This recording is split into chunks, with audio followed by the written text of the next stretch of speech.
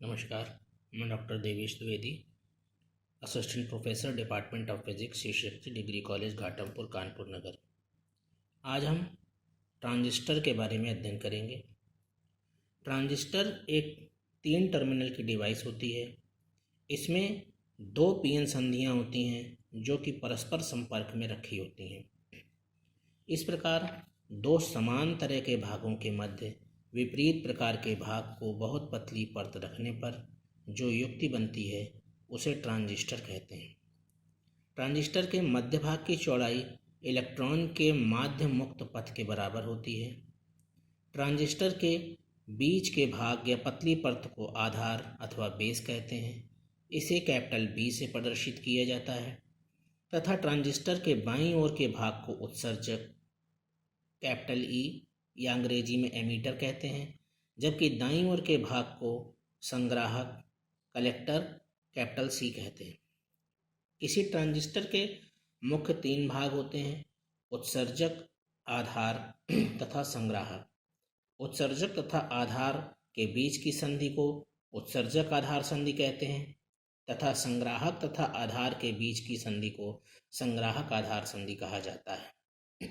संग्राहक का क्षेत्र आधार तथा उत्सर्जक से बड़ा होता है क्योंकि आधार संग्राहक संधि पर व्युत्क्रम अभिनत होता है। इसलिए धारा प्रवाह यहाँ अल्पसंख्यक वाहक तथा बड़ी मात्रा में ऊर्जा अपव्यय के कारण बहुसंख्यक वाहकों द्वारा की जाती है और यह शक्ति ऊष्मा के रूप में अपव्यय होती है। ट्रांजिस्टर ऑपरेशन के समय संग्राहक जंक्शन पर अधिकतम ऊष्मा उत्पन्न होती है, इसलिए संग्राहक को ऊष्मा हटाने के लिए चौड़ा बनाया जाता है। ट्रांजिस्टर मुख्यतः 2 प्रकार के होते हैं। पहला है पीएनपी ट्रांजिस्टर तथा दूसरा है एनपीएन ट्रांजिस्टर। पीएनपी ट्रांजिस्टर में एक पतले एन प्रकार के क्षेत्र को 2 पी प्रकार के क्षेत्रों के बीच दबाकर रखा जाता है, जबकि एनपीएन ट्रांजिस्टर में एक पतले पी क्षेत्र को 2 प्रकार के एन क्षेत्रों के बीच में दबाकर रखा जाता है।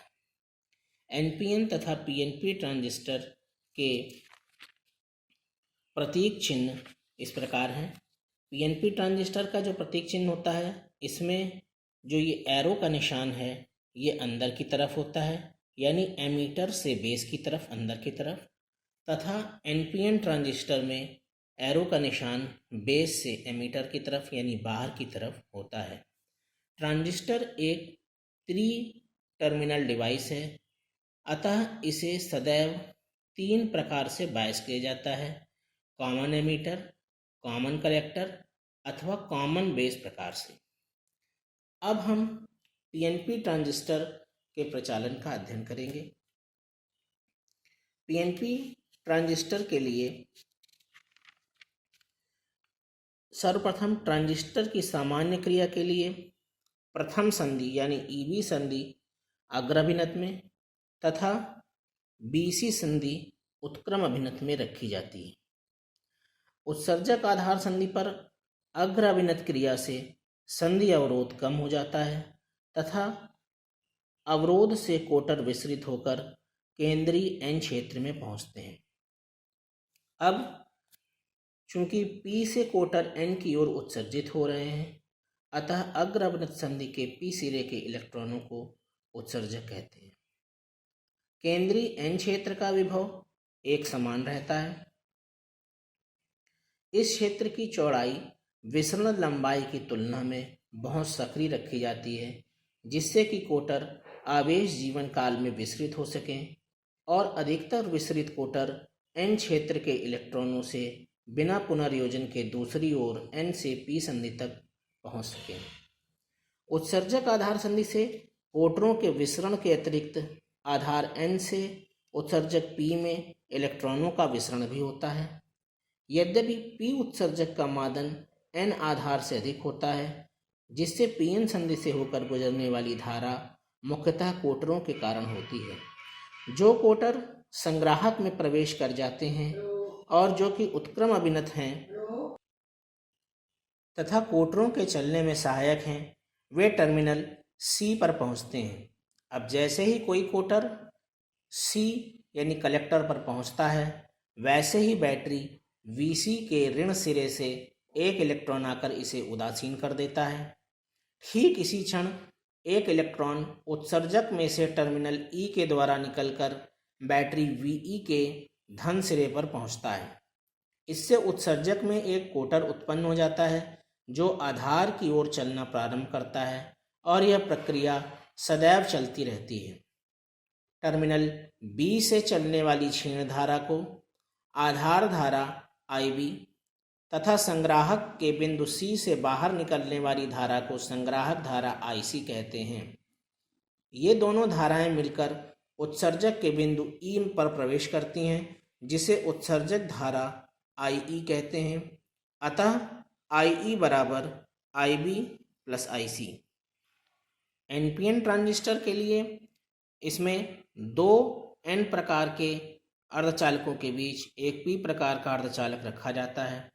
इसमें दो संधियां J1 तथा J2, जिन्हें जंक्शन संधियां कहते हैं, बनती हैं। इसमें आधार उत्सर्जक संधि J1 अग्रबायसन की स्थिति में तथा आधार संग्राहक संधि J2 उत्क्रम बायसन की स्थिति में है।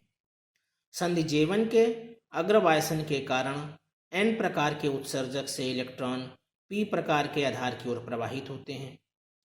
इससे उत्सर्जक धारा IE उत्पन्न होती है। अब जैसे ही ये इलेक्ट्रॉन P प्रकार के आधार से प्रवाहित होते हैं तो ये यहाँ पर कोटरों से संयुक्त होने का प्रयास करते हैं।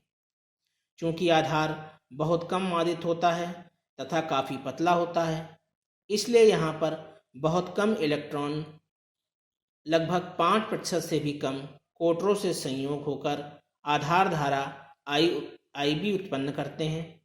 शेष इलेक्ट्रॉन संधि J2 को पार कर संग्राहक पर पहुंचते हैं, जिससे संग्राहक धारा IC का निर्माण होता है।